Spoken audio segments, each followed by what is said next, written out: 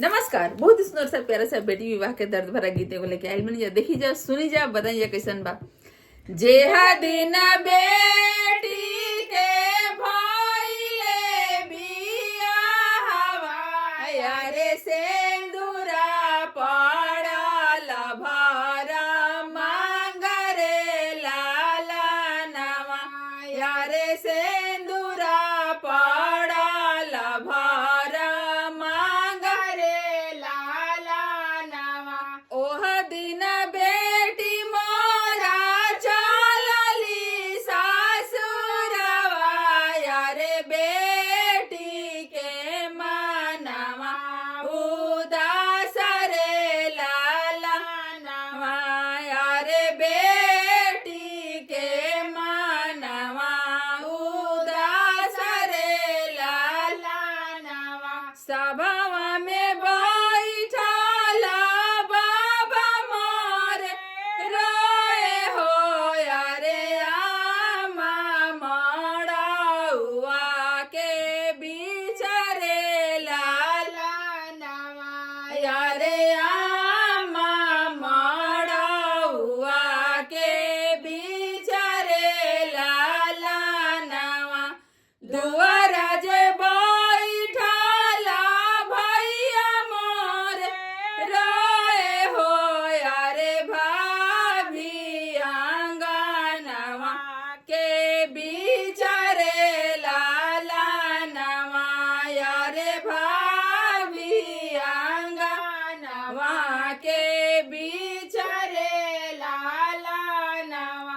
अपने पिया के घरे जाऊ तू बेटी है, यारे हंसी खुशी रहे परिवार रे लाला नवा, यारे हंसी खुशी रहे परिवार रे लाला नवा।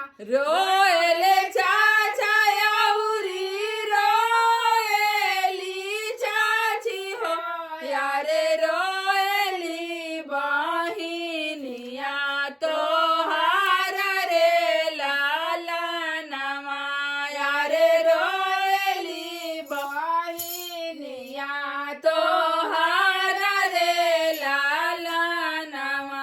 नहीं बोले सुगना और नहीं नाचे मोरा है, यारे नहीं करे मैना पुकार रे लाला नवा, यारे नहीं करे मैना पुकार रे लाला नवा।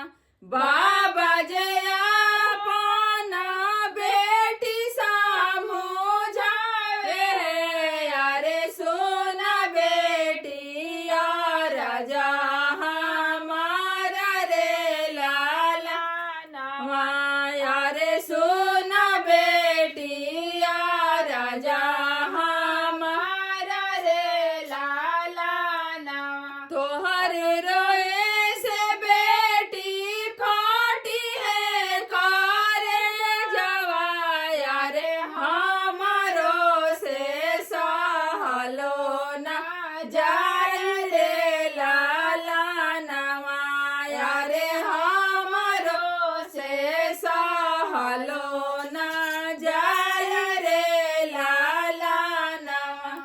धन्यवाद।